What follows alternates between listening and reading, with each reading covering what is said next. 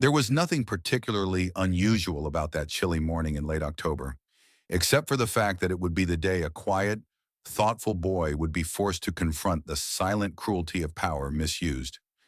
At just 12 years old, Miles Turner stepped through the glass doors of Terminal C at Westbrook International Airport with a steady breath and wide, hopeful eyes. The sky above was overcast, the kind of gray that felt more contemplative than gloomy, casting a muted light on the polished floor that stretched endlessly ahead of him.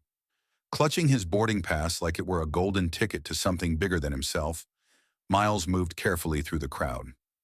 He wasn't just traveling, he was flying alone for the first time. His destination? Seattle, where a highly selective 2-week robotics camp awaited him. Something he had earned not through family connections or favors, but through a regional science competition he'd won with his design for a solar-powered drone. Inside his backpack, blue, slightly faded, but neat, were the essentials of a 12-year-old dreamer: a well-loved sketch pad, a Ziploc bag of sour gummies, his over-ear headphones, and a neatly folded letter from his mother. The letter was short but comforting, written in her signature script on stationery that still smelled faintly of lavender. "Sit by the window," it read, "and look for the mountains. They'll look like a painting from up there. You'll see." Miles had read it at least 5 times before leaving the house. He didn't show it, but his nerves had been tugging at him since he zipped up his bag. Still, he had followed every rule. Arrived early, checked in at the unaccompanied minor desk, smiled politely, said thank you. His father, Julian Turner, was already on the plane, waiting discreetly in business class. Julian hadn't wanted to draw attention. He told Miles that sometimes the most powerful people are the ones who say the least and observe the most. Julian Turner, of course, was not just any father. He was the co-founder and now CEO of North Air, the very airline Miles was about to board. But today wasn't about him. It was about Miles. Julian wanted his son to learn independence, to grow through small challenges, and to feel the pride of navigating the world with dignity. That was the plan. But even the most careful plans can unravel in the face of silent prejudice. At Gate C17, where Flight 714 to Seattle was boarding, Miles found a quiet corner to wait. The gate area bustled with routine movement, passengers checking their phones, flight attendants rolling small carry-ons, the low hum of boarding announcements echoing like white noise. Yet Miles stood out, not because of what he wore, a simple gray hoodie, navy jeans, and sneakers, but because he stood alone, small, calm, and composed. Behind the counter stood Denise Halloran, a flight attendant of nearly 20 years. Her uniform was crisp, her expression sharper. Her name tag caught the light like a badge of authority: Halloran. She scanned the line automatically, but when her eyes landed on Miles, something shifted. It wasn't a concern. It wasn't curiosity. It was suspicion. As Miles stepped forward, holding out his boarding pass and identification tag from the unaccompanied minor program, Denise didn't greet him. She didn't smile. She didn't ask him how he was doing. Instead, she glanced at him the way one might look at a misplaced item in a high-end store. "Are you lost?" she asked, her tone clipped, cold and loud enough for people nearby to hear. Miles blinked, surprised by the question. "No, ma'am. I'm boarding Flight 714 to Seattle," he said politely, voice steady despite the sudden wave of discomfort rising in his chest. He offered her his pass, his small hand holding it out with quiet confidence, just like his mother had told him to. Denise didn't take it. She folded her arms. "Where are your parents?" Miles replied gently. "My dad is already on board. I'm traveling alone, under the unaccompanied minor program. They checked me in at the desk." He added, "It's all on the system." For a moment, something flickered in Denise's eyes. Perhaps recognition, perhaps understanding. But it was quickly buried under a practiced mask of bureaucratic detachment. "I'll need to verify that," she said, still refusing to take the pass. Her eyes narrowed further as she tilted her head slightly, a performative gesture of scrutiny. "We don't just let kids wander up here on their own." Her voice wasn't just skeptical, it was dismissive. It made Miles feel not like a boy following the rules, but like a problem, an inconvenience. "I'm not wandering," Miles said, quieter now. "I followed all the steps. The agent at check-in gave me this." Still, Denise remained unmoved. She finally snatched the boarding pass from his hand, not with urgency, but with theatrical finality.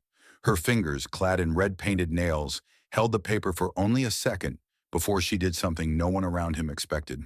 With a swift, deliberate motion, she tore it in half. The sound was small but piercing, a soft rip that cut through the gate area like a scream in a library. A few passengers turned. Miles froze. The shredded halves of the boarding pass fluttered briefly before landing, like dead leaves on the floor. Miles stared at them as if he could will them back together. His hands remained stretched in the air, empty now, his breathing shallow. "You'll wait here," Denise said sternly, "until we figure out who you are." And just like that, with a simple, unnecessary act, a 12-year-old's trust in the system was shattered. For a moment, it felt like time fractured. The bustling world of Gate C17 faded into the background, and Miles Turner stood still in the quiet center of his unraveling. The torn halves of his boarding pass lay limp on the glossy floor. No longer a symbol of independence, but a casualty of authority misused. The terminal, so full of predictable rhythms only minutes earlier, now pulsed with silent tension. Conversations dimmed. Fingers paused mid-text. Eyes, once indifferent, began to shift toward the small boy who had become the unwilling subject of everyone's peripheral curiosity. Miles didn't speak. He didn't cry. His training, instilled gently but firmly by both his mother and father, taught him never to react first. "Stay calm, stay clear, stay kind," his mom always said. But what do you do when calmness is mistaken for guilt, when clarity is disregarded and kindness is ignored? Denise Halloran, the flight attendant who had torn his ticket with a kind of calculated cruelty, now stood beside the counter as if nothing had happened. Her arms were folded tightly across her chest like barricades. She didn't look at Miles. Not anymore. Her attention had turned toward the next passenger in line, already gesturing for someone else to step forward. "You! Wait over there," she said to Miles without turning. Her voice was cool, dismissive, as if he were a stray piece of luggage mistakenly left in the boarding area. Miles stepped back quietly, retreating to a small bench near the wall. His legs felt rubbery, his palms sweaty. In his pocket, he found the soft letter from his mother, the one that told him to look at the mountains through the window. But now that window felt impossibly far away. Across the terminal, an airline employee, Liam Brooks, watched with unease. Tall in his mid-20s with kind eyes and a nervous energy that revealed his relative newness on the job, Liam had seen the whole interaction unfold. From his spot near the secondary kiosk, he had no authority to override senior staff. But the image of the boarding pass being ripped stuck in his mind like a splinter. It didn't sit right, and he wasn't the only one.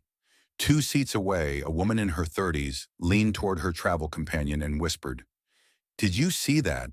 The boy was so polite." Another man dressed in business attire frowned as he glanced from his tablet to Miles. "There's no excuse for that," he murmured under his breath. But even with the ripples of disapproval swelling silently around her, Denise seemed undisturbed. She busied herself behind the gate desk, typing into the system, her jaw set. She was a professional. She had done this job for over 2 decades. She knew how to spot inconsistencies. And that boy, that situation? It didn't add up. Not to her. She didn't see a calm, respectful child. She saw something that made her uncomfortable, and in her mind, discomfort required control. Control at any cost. Miles sat quietly, gripping the edges of the seat. His eyes stung, but he refused to blink too fast. He refused to let anyone see tears. Then came a sharp voice, cutting through the tension. "You got a guardian here?" barked a TSA officer, a stocky man in his 50s with mirrored sunglasses and the kind of authority that made people step back instinctively. Miles nodded quickly, rising to his feet. "Yes, sir. My dad is already on the plane. His name is Julian Turner. I'm traveling under the minor escort program." The officer looked at him with a mixture of skepticism and confusion, then pulled out a tablet and began checking the flight manifest. His thick fingers tapped the screen with practiced swiftness. A beat passed, then another. "Turner Julian, business class, checked in at 6:22 a.m., he muttered. He paused again. "And Miles Turner, registered as an unaccompanied minor, cleared, Escort protocol approved. The officer lifted his eyes and turned to Denise. His voice lost its edge and took on a tone of restrained criticism. He's legit. The silence that followed was loud. Liam Brooks finally stepped forward. I also checked him in earlier this morning. Everything was in order. His ID matched. I walked him through the process myself. Miles looked toward Liam, grateful for the confirmation. But the gratitude was tangled with disbelief. Why had it taken all this just to prove he belonged? Denise's lips pursed. Her arms tightened. I didn't think he was on the manifest, she muttered, voice low, defensive. You didn't check, Liam said gently but firmly. You assumed. The words hung in the air like a verdict. Passengers nearby had stopped pretending not to listen. The businessman from earlier folded his laptop shut. The woman from the bench crossed her arms, watching with visible disdain. A low murmur moved through the gate like a breeze before a storm. Miles stood quietly, shoulders square. He looked at Denise, not with malice, but with the kind of searching sadness only a child wrong could carry. It was a look that asked without words. Why? What did I do that made you see me as less? Denise turned away, but not before noticing that others were watching now. Her posture stiffened, her professional armor cracking under the weight of her error, though her voice remained steely. It's protocol. I was doing my job. No, the TSA officer said calmly. Protocol doesn't include tearing a child's boarding pass without verification. That's not job performance. That's judgment. Behind them, the terminal continued its routine. Boarding calls, luggage wheels rolling, overhead announcements. But something had shifted. A quiet sense of awareness now rippled through the crowd. A father on a call glanced at Miles, then lowered his phone. A grandmother traveling with her grandson gave Miles a small, reassuring nod. He still stood alone, but he was no longer invisible. The tension at the gate had reached its peak, and then, soft but steady, came a voice from beyond the boarding door. A voice that carried neither panic nor fury, but something more powerful, authority wrapped in calm certainty. Is there a reason my son isn't on that plane? Heads turned. Conversations halted. Julian Turner had returned. The gate fell utterly silent. The man who stepped forward from behind the security barrier wasn't dressed in the sleek confidence of a CEO. He wore a slate gray windbreaker over a white button-down shirt, sleeves rolled just slightly at the forearms. No flashy watch, no entourage, no emblem to betray his status. And yet Julian Turner's presence cut through the static like a clean blade. Calm, controlled, but undeniably commanding. His gaze moved quickly from the TSA officer to the torn ticket on the floor, and finally to Miles. The boy's eyes shimmered, not with tears, but with the weight of everything he'd swallowed in silence. His back straightened the moment he saw his father, but the damage was done. The quiet storm behind his eyes told the story his voice hadn't been allowed to. Julian's expression didn't harden. It didn't shift to rage, but his silence was thick with meaning. Slowly he turned toward Denise Halloran, who now looked suddenly, terribly aware of who stood before her. He didn't raise his voice. He didn't need to. Is there a reason, he repeated, why my son isn't on that plane? Denise hesitated. He didn't have valid documentation, and he was unaccompanied. Julian nodded once, as if absorbing the excuse like a formality before discarding it. Did you scan his pass? He asked evenly. Check the manifest? Call the desk? Confirm the minor program entry? Denise didn't answer. Her arms were still folded, but they dropped lower now, more defensive than authoritative. Around her, the gate felt as if it were shrinking, walls closing in on the certainty she had once carried like a badge of honor. Miles stepped forward, voice trembling but brave. Dad, I tried to explain. She didn't listen. She said I was being disruptive. Julian's eyes softened as he crouched slightly, leveling himself with his son. You're not disruptive, son, he said, his voice like quiet thunder. You're brave. You did exactly what we taught you. You stayed respectful even when someone didn't respect you. The words were few, but to Miles they were oxygen. Julian rose again, turning back to Denise. And that, he said, gesturing to the scraps of paper still lying untouched on the terminal floor, wasn't protocol. That was a decision. For the first time since the ordeal began, Denise's voice cracked. I made a judgment call, she said quickly, almost reflexively, as if the phrase alone would provide her immunity. Julian nodded again. Measured, slow, sharp. Yes, you did. The moment you saw a black boy standing alone in line with a valid pass and an assigned escort code, you judged that he didn't belong.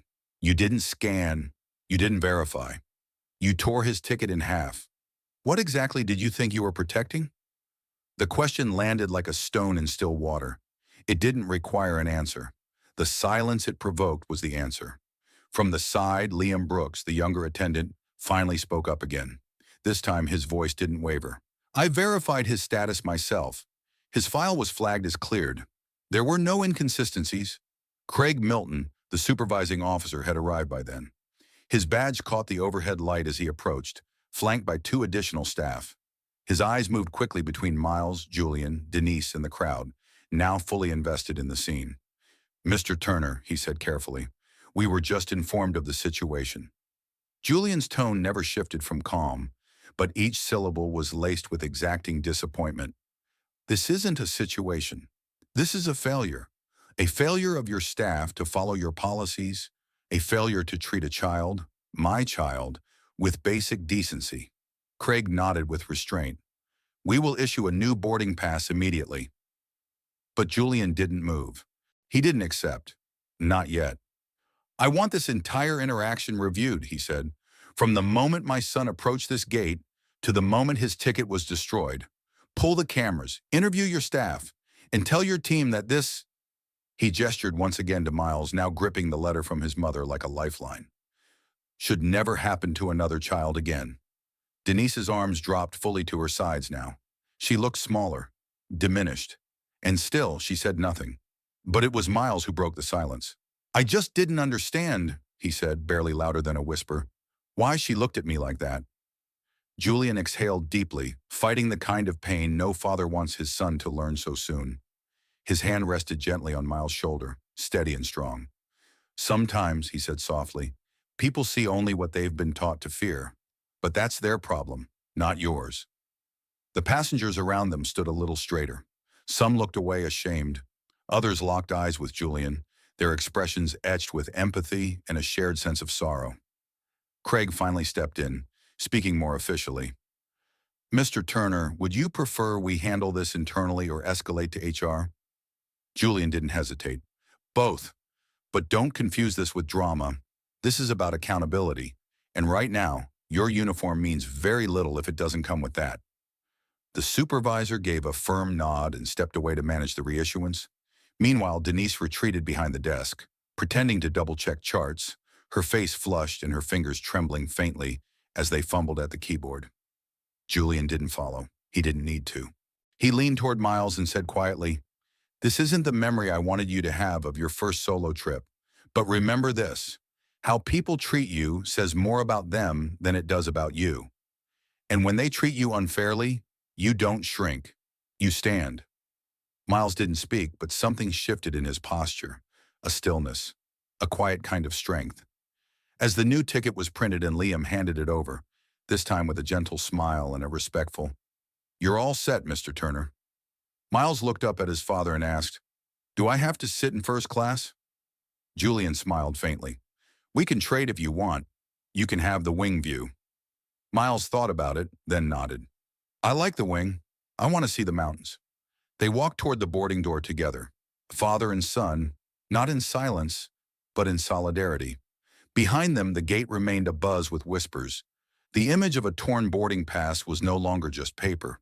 It was a symbol, a reminder. And for some who stood nearby, it was a quiet awakening. The hiss of the jet bridge door closing behind them did not erase the weight of what had happened.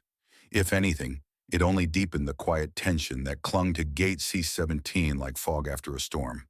The incident had passed, but it had not ended. Miles Turner had boarded the plane, his new boarding pass freshly printed, crisp and unmarred. But for every clean edge of paper, there was a tear still echoing in the hearts of those who had witnessed the scene, and not everyone would be allowed to move on. Behind the desk, Denise Halloran sat rigid, staring at her monitor. though the screen had long gone dim. Her fingers hovered above the keyboard but didn't type. Her posture said she was busy, but the truth was written all over her face. Tight lips, flushed cheeks, eyes darting nervously every time a supervisor walked by. Around her, the gate had resumed its surface normalcy.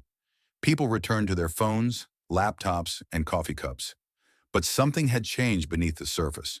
The veneer of routine had cracked, exposing something far more human, a collective discomfort and a quiet guilt. Craig Milton, the gate supervisor, remained on site longer than usual, standing off to the side, arms folded, brow furrowed. Occasionally, he glanced at Denise. Occasionally, he glanced at Liam Brooks, the younger flight attendant who now stood near the far wall, expression unreadable, headset dangling loosely around his neck. Liam's conscience weighed heavily. He had known. He had felt it. An instinct, a moral tug, but hadn't intervened soon enough. The image of that boy, so composed, so still as his boarding pass was ripped in half, haunted him. Not because it was dramatic, but because it was ordinary, because it could happen again. Liam finally stepped away from the wall and approached Craig. "Can I speak to you?" he asked, low enough not to draw attention. Craig nodded. They stepped aside near a maintenance alcove just out of earshot. "I just need to say this," Liam began, voice steady but laced with urgency. "What happened wasn't a misunderstanding. It was a decision, a conscious one. I watched her dismiss him before he even opened his mouth." Craig didn't interrupt. He listened. "I verified the kid myself. I checked the manifest. He was cleared. The protocol was followed. Denise didn't follow it. Not because she didn't know how, but because she didn't want to. And then she humiliated him." Craig inhaled slowly, his jaw tightening. "I appreciate you speaking up," he said after a moment. "There's going to be a formal review. This isn't over." Liam nodded, but he didn't leave. "She didn't just tear his ticket," he added quietly. "She tore his trust. In us. In this system." That was the part no one wanted to say aloud, but Liam did. Back at the gate, the boarding area was thinning. Most passengers had moved on, but a few remained, watching. Not because they enjoyed the drama, but because they felt something had cracked open. Something that couldn't just be sealed with an apology. A woman in her late 30s, the same one who had whispered to her companion earlier, stood up and approached the desk where Denise still sat. Her name was Miriam Clark, a pediatric nurse from Raleigh, flying to Seattle for a medical conference. She hadn't intended to get involved. She never liked conflict, but she had a son, and she had seen enough. She placed her hands gently on the desk, just enough to draw attention. "I saw everything," she said, her voice kind but unwavering. Denise looked up, startled. "I watched him stand there and try to explain. I saw the way you looked at him, and I saw how quickly you dismissed him without listening." Denise opened her mouth, but Miriam raised a hand gently. "I'm not here to fight. I just wanted you to know. You were wrong, and the next time a child stands in front of you, I hope you remember today." Denise said nothing, but the blow had landed. Miriam turned and walked away, not triumphant, not vindicated, just heavy with the burden of having said what others still feared to speak. Back on the plane, Miles sat by the window, staring silently out at the airport tarmac. He didn't lean into the plush headrest. He didn't adjust his seatbelt or fidget with the entertainment screen like other kids his age. He just stared. His sketchpad was still zipped in his backpack, untouched. Across the aisle, Julian Turner observed his son quietly. He didn't say anything at first. He knew some wounds couldn't be soothed with quick words. A few minutes later, Linda Cho, the senior flight attendant on board, a woman in her late 40s with soft eyes and years of experience, knelt beside Miles' seat with a warm smile. "Hi, sweetheart," she said gently. "We were told what happened at the gate, and I just want you to know you're safe here. We're honored to have you flying with us." Miles turned to her slowly, surprised by her tone. Not pitying, not patronizing, just kind. Linda continued, "The captain would love to show you the cockpit before we take off, if you're interested. Only if you feel up to it." For the first time that morning, a flicker of light reached his eyes. "Really?" he asked, barely above a whisper. "Really?" she said, standing. "Come on." I'll walk with you. As Miles followed her to the front of the plane, Julian exhaled, not with relief but with gratitude. In a system that had failed his son so publicly, this simple human gesture mattered. Back at Gate C17, the consequences of silence were catching up. Craig returned to the gate counter and addressed Denise in a measured tone. "You're off desk duty for the day," he said, "and there will be an incident report. HR will follow up within 24 hours. Denise didn't argue. Perhaps in some corner of her mind, she understood. Not just that she had misjudged, but that people had seen her do it and said nothing. That the power she thought she had wasn't real power. It was just unchallenged control. And that era was ending. As the flight finally pushed back from the gate, the early morning sun broke through the clouds, casting a sharp line of light across the tarmac. Inside the cockpit, Miles reached out to touch the control panel under the pilot's supervision, wide-eyed and reverent. For a few quiet minutes, he wasn't a boy who had been humiliated. He was a dreamer with his fingers near the sky. And somewhere in the terminal, a woman sat alone behind a desk, finally reckoning with the silence she had once depended on, and the voices that, at last, began to rise. As Flight 714 soared into the morning sky, slicing gently through clouds that glowed with the gold of early sunlight, the world inside the cabin began to settle into its rhythm. Seat belts clicked, tray tables locked, and the low hum of ascent filled the air with a soft, steady reassurance.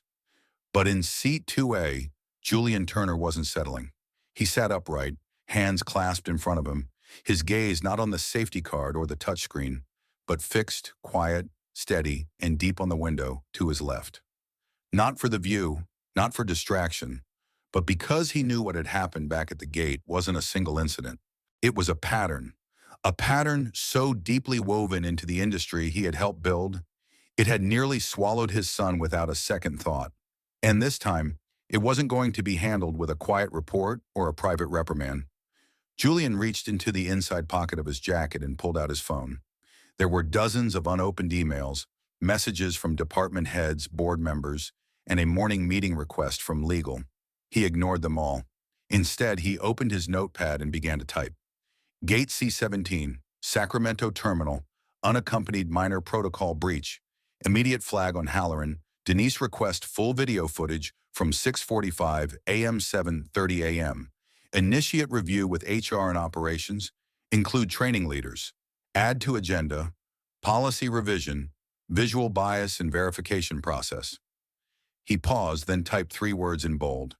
This is personal. Julian didn't normally write that in reports. He preferred facts over feelings. But today he needed both.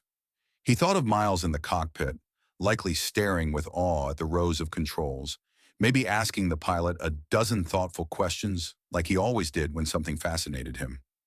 Julian smiled faintly at the thought, but it didn't dull the anger. Instead, it clarified it. It wasn't just about what happened.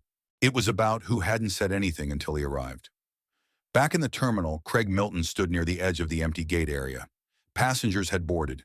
The drama had dissolved. But the residue of shame remained. Denise Halloran was still behind the counter, though now visibly diminished. She had stopped pretending to type. Her eyes were fixed on the screen, but her mind was far elsewhere, likely retracing the steps she took that morning and how quickly they were unraveling. Beside her, Liam Brooks packed up his headset and badge into his shoulder bag. He wasn't scheduled to fly. His shift had technically ended, but he lingered as if unwilling to walk away from the weight of what had unfolded. Craig approached quietly. "Ryan told me you tried to speak up earlier," he said. "You did the right thing by coming forward." Liam nodded. "I just wish I had done it sooner." Craig didn't offer hollow reassurances. "Next time," he said, "you won't wait. That's what matters now." He turned to Denise. "Halloran, you need to understand something," he said calmly. "This isn't about checking a box or citing years of service. This is about how you made a child feel, and that's not something a procedure can justify." Denise's jaw tightened. Her voice was low. "I didn't know who he was." And that, right there, was the echo Julian feared most. Craig's brows lifted slightly. "That's exactly the problem." Across the sky, 30,000 feet above them, Miles returned to his seat. He held a small plastic pilot's badge in his hand. the kind that didn't do anything but meant everything. He turned it over thoughtfully in his fingers, then glanced at his father, who closed his phone just as he returned. "How was it?" Julian asked gently. Miles smiled. "Just a little. It was cool. They showed me everything, even the flight path." Then he added, "The pilot said he liked my name." Julian smiled too. "It's a good name." There was a pause. Then Miles asked almost casually, "Do you think she's sorry?" Julian didn't respond immediately. He looked at his son, looked at him, so young and yet already asking questions adults were too afraid to ask. Questions about empathy, about remorse. "I don't know," he replied truthfully, "but I do know this. Being sorry isn't enough if it doesn't lead to change." Miles nodded slowly. He wasn't asking for vengeance. He was asking for meaning, for someone to understand why it hurt. A flight attendant stopped by to offer water. She handed Julian a small folded note. "This is from the gate supervisor," she whispered. "He asked that you receive it personally." Julian unfolded it. "Mr. Turner, I know a formal apology isn't enough. We've already begun reviewing footage and protocol. I've escalated it to our executive team. Thank you for not letting this pass in silence. Craig Milton." Julian folded the note again, more thoughtfully this time. He looked at Miles. "You made a difference today," he said, "even if it doesn't feel like it yet." Miles didn't respond, but he reached into his bag, took out his sketch pad, and opened to a fresh page. He stared at it for a long moment, then began to draw. Not the cockpit, not the mountains, but a woman behind a glass counter, arms crossed, with tired eyes, and behind her, a pane of glass with 3 words: "Do better next time." Julian glanced over. His heart tightened, but not from pain, from pride. There would be fallout, meetings, reviews, perhaps even public scrutiny. But none of that frightened him. What frightened him was what could have happened if no one had spoken. If Miles had left that gate, thinking he was the problem. That was the real threat. Not policy failure, but emotional silence. Later that afternoon, as the plane descended toward Seattle and the city's skyline came into view, Julian opened a new email. Subject line, internal policy alert. Respect initiative. He began typing. "Effective immediately, I'm calling for a full audit of our unaccompanied minor protocol, visual profiling awareness, and employee escalation training. This incident was not an outlier, it was a mirror, and we must choose to see ourselves in it. This is not about punishment. This is about preservation of dignity, trust, and our responsibility to do better." He hit send. Above the mountains, somewhere between altitude and resolve, the Turner family had set something in motion, and this time, the skies would listen. Back at Sacramento International Airport, long after Flight 714 had vanished into the clouds, and the boarding area had returned to its mechanical rhythm, the ripple effects of what had unfolded at Gate C17 were only just beginning to take root. At the operations level, the day moved forward. Flights were called, passengers processed, schedules juggled. But beneath that surface, inside the employee-only corridors and conference rooms, a different kind of current was surging, one that could not be ignored or redirected by routine. Inside a frosted glass meeting room 2 levels above the gate, Craig Milton, the gate supervisor who had stepped in after the confrontation, now sat across from 2 members of North Air's internal compliance team. His face, usually unreadable, was tight with fatigue and restrained frustration. The incident report file lay open in front of him, the photo of the torn boarding pass printed in black and white, clipped to the corner of the document like a scar that refused to fade. "He wasn't just any passenger," Craig said evenly. "But that's not why this matters. It matters because she didn't check the system. She didn't scan the ticket. She saw a child, black, alone, and she made a call that had nothing to do with policy." Across from him, a compliance officer with a navy blue lanyard scribbled notes. Another tapped at a laptop, eyes flicking from the screen to Craig's face. "Is this the first incident you've had with Miss Halloran?" the one with the laptop asked. Craig hesitated. "No," he said finally. "She's been reported before. For tone, dismissiveness, nothing that rose to this level. But this wasn't about attitude. It was about judgment. A child was humiliated in public. His past was torn. His presence questioned." He let the silence hang for a beat, then added, and she only reconsidered when she realized who his father was. That was the part that made Craig's stomach turn. Not the mistake, but the double standard. If Julian Turner hadn't been a CEO, hadn't returned to the gate, if Miles had been just another quiet kid without a powerful advocate, this story would have ended with a missed flight and a child internalizing shame. Instead, it had become something more. The compliance officer nodded slowly. We'll pull the footage. Full review. Human Resources will initiate a behavioral audit. And what happens next? Craig asked. Not as a supervisor, but as someone who had seen the eyes of a boy betrayed by a system that should have protected him. The officer didn't answer directly. This one's escalated to executive review, he said. It won't be ignored. Downstairs, Liam Brooks sat in the break room, still in partial uniform, scrolling through his phone but seeing none of the content. His shift had ended nearly 2 hours ago, but he hadn't been able to leave. Not yet. Not with the image still playing in his mind. Miles standing there, small but dignified, as that boarding pass was torn before his eyes. A few other flight crew members moved in and out around him. Some nodded hello, others avoided eye contact. The story was already spreading, quietly, carefully. No one said much, but they all knew. In aviation, stories like this move faster than any jet. A single incident, a whispered name, a "did you hear what happened?" Liam looked up as Sharon, a senior gate agent in her 50s known for her warmth and no-nonsense approach, sat beside him with a bottle of iced tea. You did the right thing, you know, she said without preamble.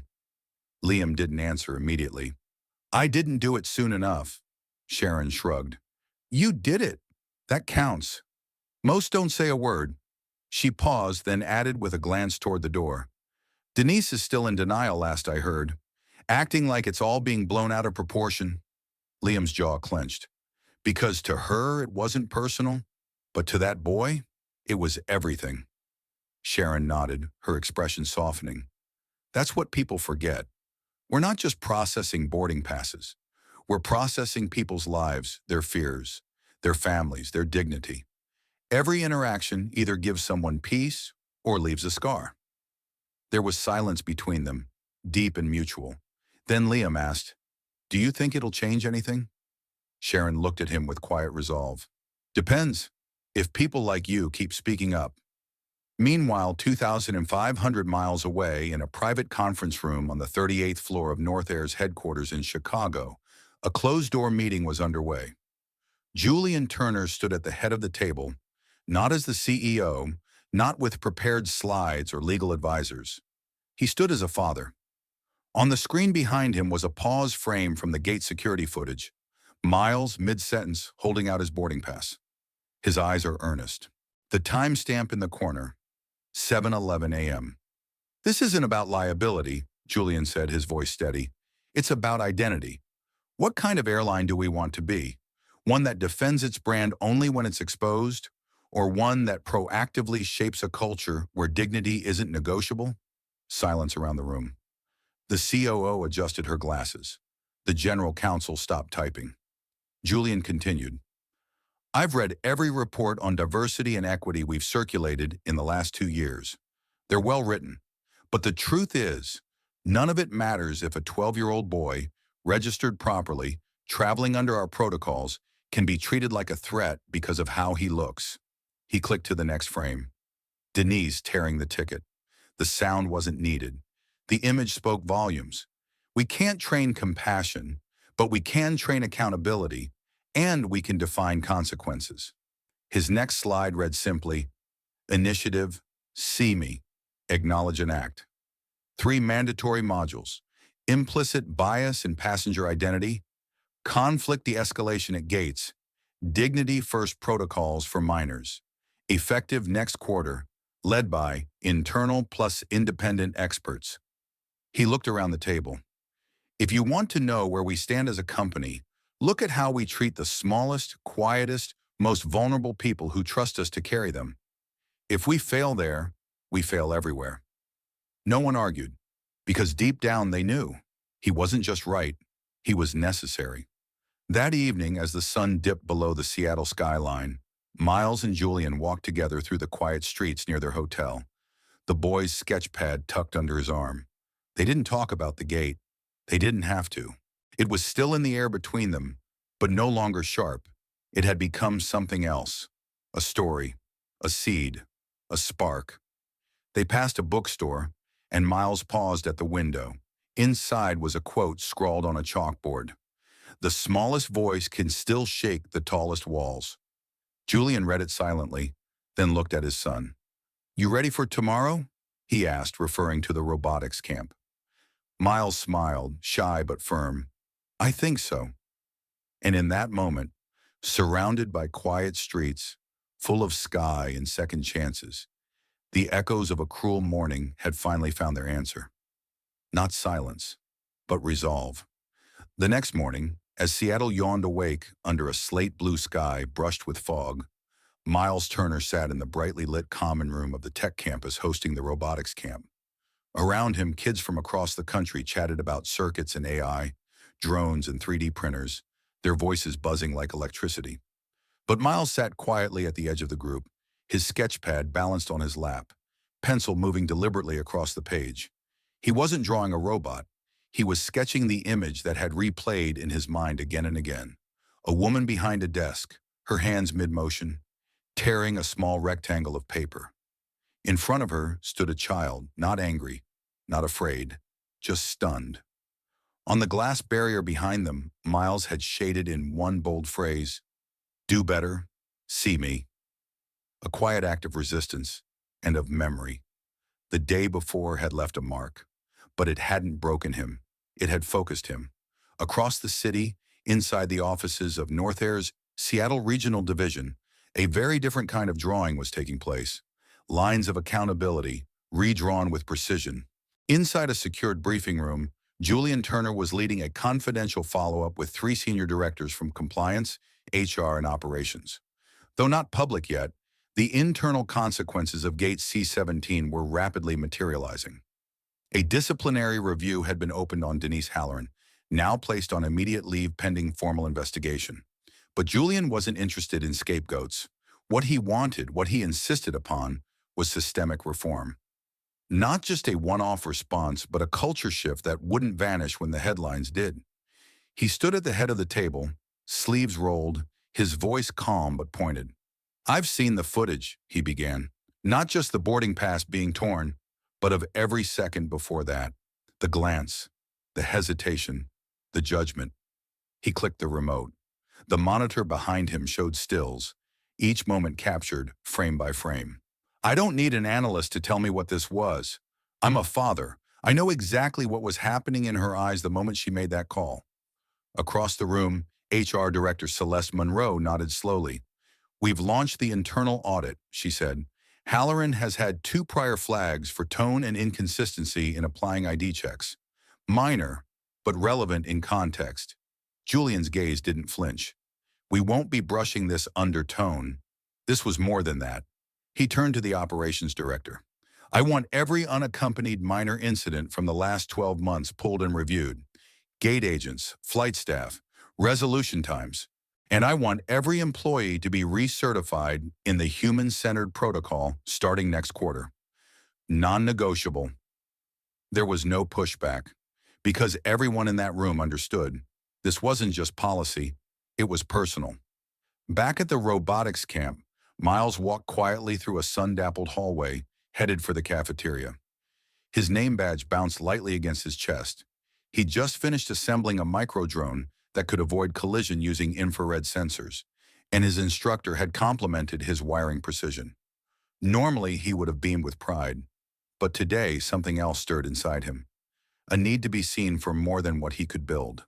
He needed to be understood for what he had survived. As he stepped into the line for lunch, a tall boy with shaggy blonde hair and a hoodie 2 sizes too big turned and said, "You're the kid from the plane, right?" Miles blinked. I guess so," he said cautiously. The boy grinned. "My mom works at airport security. She saw the whole report. Said your dad's a total legend." Miles didn't know what to say. He wasn't used to being at the center of anything, especially not praise.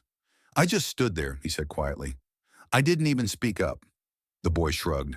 You didn't have to. You being there, that was enough. Then he added something that surprised them both.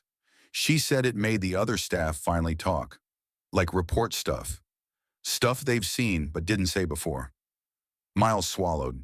In his mind, he saw the moment again. The silence, the hesitation, the humiliation.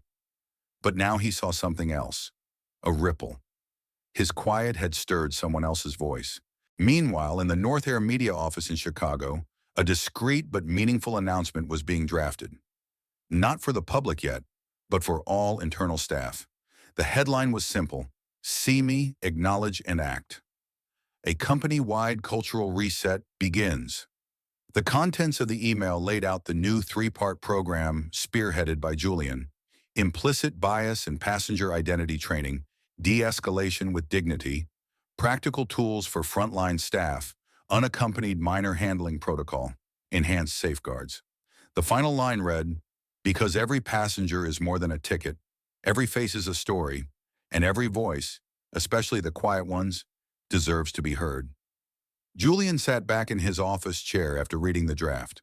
The skyline beyond the window looked as sharp and still as his resolve. He reached into the inside pocket of his blazer and pulled out the folded sketch Miles had given him that morning before camp, the same one he had drawn in silence on the flight home. He unfolded it slowly. The phrase, "Do better, see me," stared back at him. He didn't need a headline writer. His son had already done it. That afternoon, as the robotics campers were dismissed for a short break, Miles stepped outside, breathing in the cool Pacific air. It was quiet here. Nothing like the roar of airports or the low din of cabin chatter. He pulled out his sketch pad again, flipping past the image of the gate, past the mechanical designs, past the mountains. He started a new page.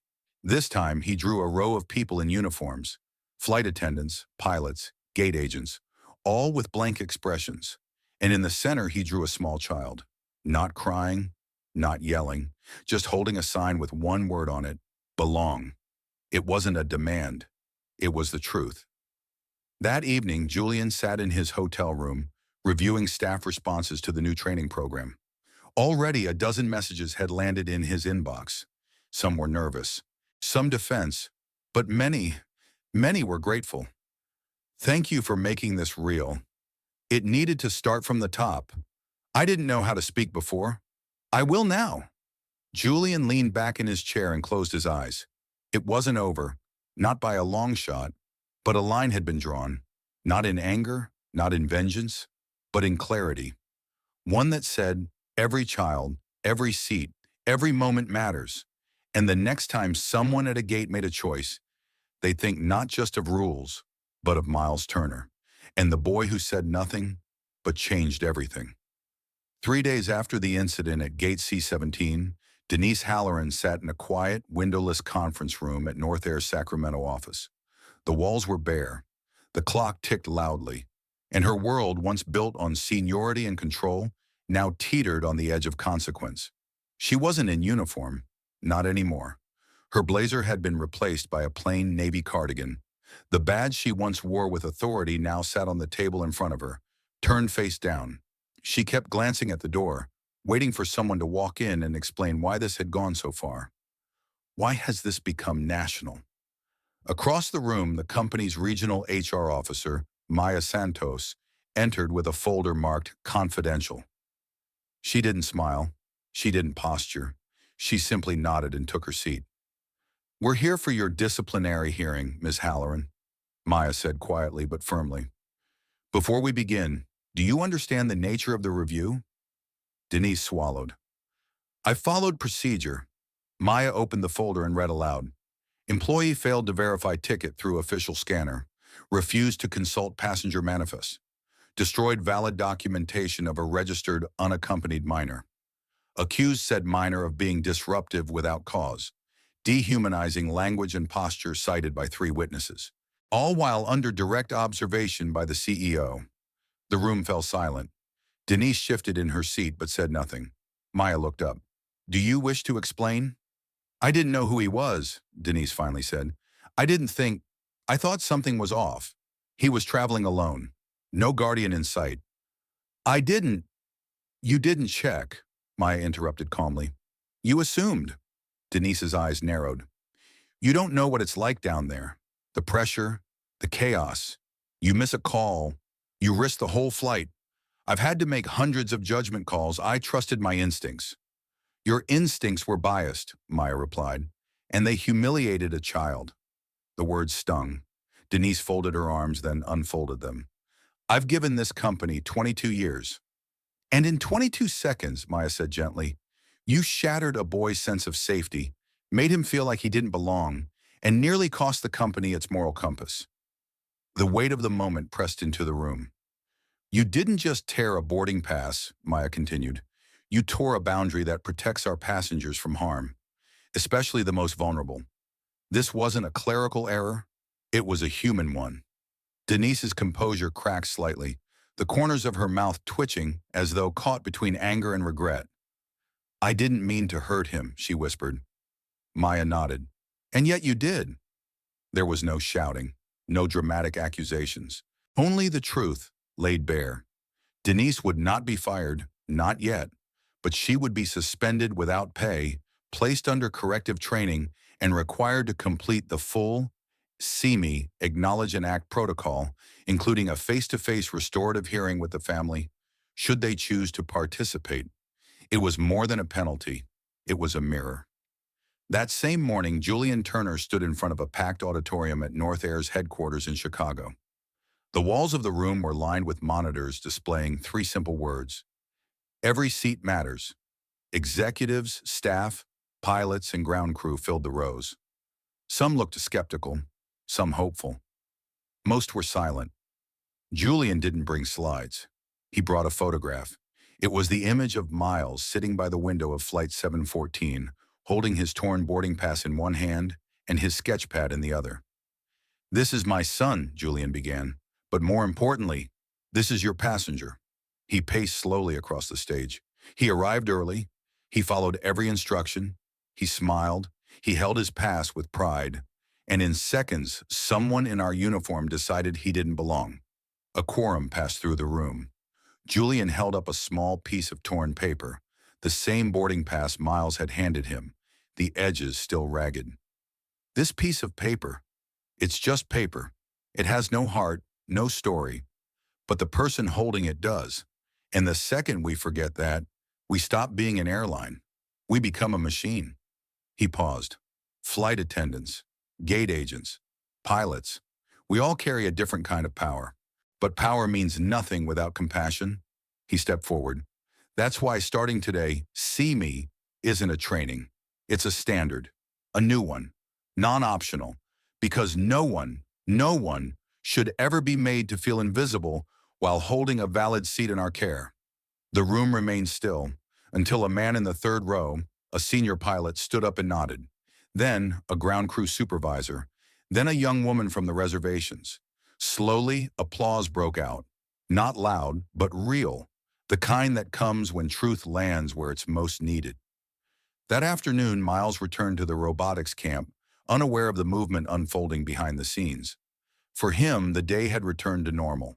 Coding challenges, drone tests, and quiet moments with his sketchpad.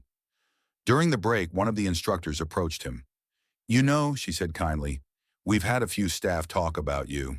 Not just because of the drone, though that was amazing, but because you handled something tough with more dignity than most adults I know. Miles looked down, a little embarrassed. I didn't do anything, he murmured. The instructor shook her head. You were something, and sometimes being something brave is more powerful than doing anything loud. She handed him a card. When you're ready, this opens doors. Not just here, but at our national program. Just keep building. Miles took it in silence, heart full, fingers trembling just slightly. That night, Julian and Miles sat in their hotel suite, each in a corner of the couch. The evening news playing softly in the background. A story came on.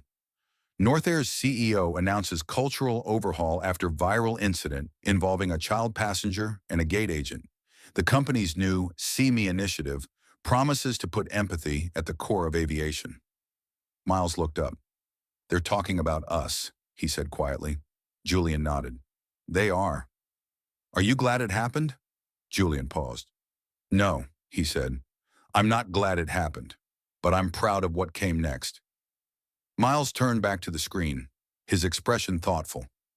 Julian added, sometimes the most powerful protest is a child who doesn't raise his voice, but refuses to lower his dignity. Miles smiled faintly, and somewhere, across terminals and training rooms, on whiteboards and HR documents, in meeting agendas and gate announcements, a new standard was being etched into the soul of an industry, not because it was trending, but because a line had finally been drawn, and this time it would hold. The sun rose gently over Sacramento International Airport, casting long beams of light across the polished floors of Terminal C, floors that only days before had silently witnessed a quiet injustice. But now the air felt different, not louder, not busier, just aware. At Gate C17, the scene looked the same. Agents scanning tickets, passengers sipping overpriced coffee, kids tugging on parents' sleeves. But beneath the familiar choreography was a subtle shift, like the hum of a new frequency just beneath the surface. Sharon Lee, the veteran gate agent who had once watched from a distance, now stood behind the counter, not just present, but attentive in a new way. She had been chosen to temporarily replace Denise Halloran during her suspension. But Sharon wasn't thinking about Denise. She was thinking about Miles. She adjusted her name badge, took a breath, and greeted the next family in line with warmth that didn't feel rehearsed. Welcome to North Air, she said, looking directly into the young boy's eyes as she scanned his pass. You're going to do great things. He blinked, unsure of why that mattered, but his mother smiled. Behind her, a new poster had been placed near the boarding door. It was subtle, easily missed by those rushing past. But for those who paused, it delivered a quiet promise. We see you, we hear you, you belong. Part of North Air's See Me initiative. The poster wasn't flashy, it wasn't branded in corporate blues or laden with slogans. It was just true. And in airports where truth so often hides behind procedures, that made it revolutionary. Inside the North Air Employee Training Center, 2 floors above, the first wave of See Me sessions had already begun. Flight attendants, gate agents, check-in staff, all seated in a semicircle, not behind desks, not behind counters. Just people, listening. On the screen, a pause video showed Miles standing at the gate, offering his pass with calm innocence. Ryan, the young attendant who had watched that moment helplessly, now stood at the front of the room. He wasn't there to lecture. He was there to own what he hadn't done. I was there, he said, voice steady. I watched it happen. I knew it was wrong, and I said nothing. No one moved. That's why I'm here now, he continued, because silence isn't neutral. It protects the problem. He clicked to the next slide, a list of questions. Did I assume this person didn't belong? Did I verify or did I judge? If this were my child, would I have done the same? The room stayed silent, but the impact was seismic. A woman in the back, a gate agent with 18 years of service, finally raised her hand. I've had those moments, she said, where I reacted too fast, not because I was malicious, just because I was comfortable. Another nodded. I think we all have, but after watching that boy, I don't want to be comfortable anymore. The line had been drawn, and now one by one people were stepping across it, into something better. Thousands of miles away in Seattle, Miles Turner sat on a folding chair in a crowded robotics auditorium, waiting for his name to be called. He wore a blue hoodie, a shy smile, and a badge that read, Finalist, Autonomous Innovation Award. The events of that week felt like they'd happened to someone else, but the feeling it left inside him, that mix of hurt and clarity, was still there, shaping him. The judge on stage smiled and called into the mic, and for his solar-guided, collision-avoidant drone, inspired by a vision of safe travel for all, the award goes to Miles Turner. Applause, flashbulbs, a moment of triumph. But as Miles walked to the stage, he wasn't thinking of the drone. He was thinking of what had led him here, not just the science, but the silence. And the moment he decided he would never let another child feel the way he did that morning, he accepted the award quietly. And when asked what inspired his design, he said into the mic. Sometimes people don't see you, so you have to build something that does. The room went still, and then they stood. Later that evening, Julian sat in the quiet of his hotel suite, watching a video his assistant had sent from the Sacramento training room. Ryan's testimony, the still of Miles, the moment when the staff broke their silence. He closed his laptop and exhaled, looking out over the skyline. The company was changing, not in press releases or brand campaigns, but in people, in how they moved, in how they listened, in how they saw. And in that shift, he saw something else. Miles had not been a victim. He had been a spark. That night, in a quiet corner of a Seattle hotel room, Miles opened his sketchpad again. His fingers moved more slowly now, more thoughtfully. On the page, he drew a row of airplane seats, each with a different figure. Old, young, light, dark, alone, together. Above them, he wrote, "Every seat matters. So does every story." He closed the book, slid it into his bag, and whispered to himself, "I'm not done." And he wasn't, because the shift wasn't over. It was just beginning. 6 weeks after the incident at Gate C17, North Air Flight 901 prepared for takeoff on a cool, crystalline morning at New York's JFK International Airport.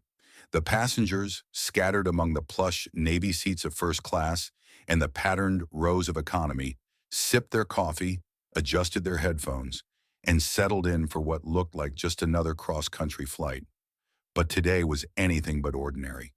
Today, for the first time in the company's history, North Air launched its new flagship aircraft, outfitted with the symbols of a cultural shift born not from marketing, but from one boy's silent resistance. That boy, Miles Turner, now 13, sat quietly in seat 4A, his sketchpad open on the tray table in front of him. The plane's safety video had just ended, but he wasn't drawing this time. He was reading a letter written by someone he never expected to hear from again. "Dear Miles, I wanted you to know I completed the See Me program. I won't pretend it was easy. Looking at my assumptions, my silence, my instincts, it forced me to admit things I hadn't let myself see, things that hurt. But what hurt more was watching a child stand in front of me with grace while I made him feel small. I was wrong, and I am sorry. I hope the next passenger I serve feels seen, not because I recognize their name, but because I remember yours." Denise Halloran. Miles folded the letter carefully and tucked it into the front pocket of his journal. He didn't quite know what to feel, relief maybe, or quiet satisfaction. But what he did know was this: he had been heard. Across the aisle, Julian Turner sat in 4C, reviewing final drafts of the company's newest internal guidelines. The SCME initiative had evolved beyond a reaction. It was now a foundational part of North Air's brand. A full department had been built around dignity-first travel, led by a diverse team of educators, behavioral experts, and former passengers who'd experienced exclusion firsthand. Julian had refused every press interview about the story, but he had accepted one offer: a partnership with a nonprofit organization that would expand the SIEME curriculum into public school programs and hospitality training nationwide. Why? Because injustice doesn't wait at boarding gates, and neither should empathy. As the aircraft leveled out over the Midwest, a quiet chime rang overhead. The captain's voice came on the intercom, not the usual monotone, but clear and warm. "Ladies and gentlemen, this flight marks the debut of North Air's renewed commitment to every traveler who's ever wondered whether they truly belonged in the sky. You may notice something different today, not just in the seat materials, but in the way we see you. Today we fly with clarity, accountability, and care. And we do it because of one young man who reminded us how much dignity can fit in a single seat." There was a pause. "From all of us, thank you, Miles Turner." Gasps, then silence, then applause. Genuine, surprised, rippling through the cabin like waves of recognition. Miles turned toward the window, not to hide, but to breathe. His father reached across the armrest and gave his hand a small, quiet squeeze. He didn't need to say anything. He already had. That evening, a press release quietly dropped on North Air's website. No fanfare, no viral campaign, just a clear, honest statement. Effective today, all North Air staff will be required to complete the SEME training annually, Additionally, the company is launching the Miles Turner Fellowship, a full scholarship for students pursuing studies in ethics, engineering, and social innovation in aviation. We believe that changing the culture of travel begins with acknowledging the ones we failed and honoring the ones who helped us grow. Within hours, the news spread across the industry, and outside the aviation world, something else happened. Parents began sharing the story. Teachers printed the quote from Miles's robotics speech, and a drawing, a child holding a sign that read, "Belong," began appearing on posters in classrooms and train stations, accompanied by a new phrase, "See me, not my status, not my silence, me." Back at home, Miles's room looked like any other teenager's. Posters of drones, planes, and galaxy prints hung on the wall.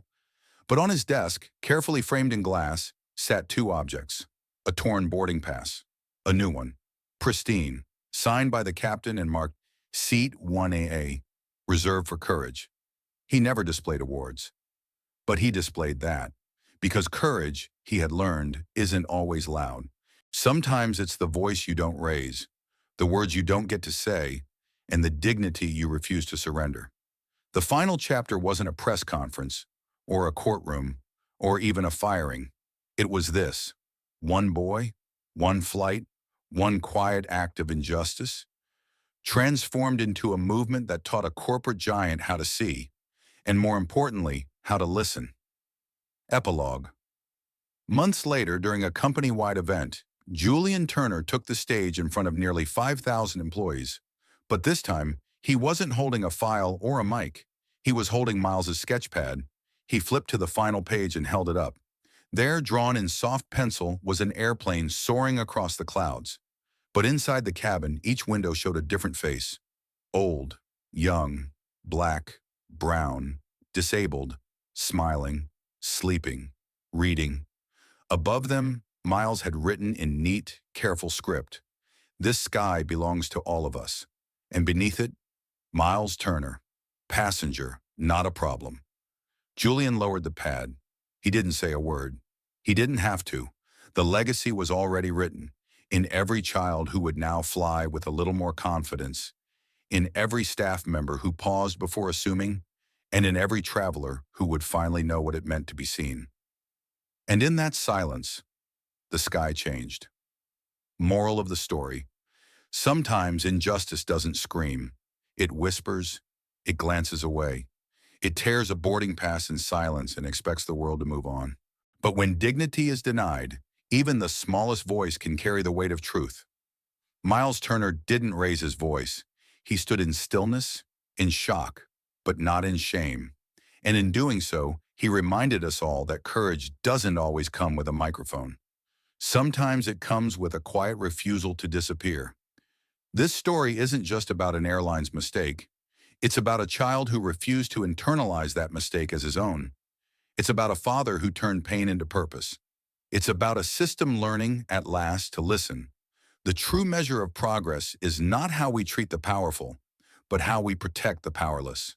And the legacy we leave behind will not be defined by perfection, but by the moments we chose to see others, especially when it was easier not to. Because in the end, every seat holds a story, every story holds a heart, and every heart deserves to belong.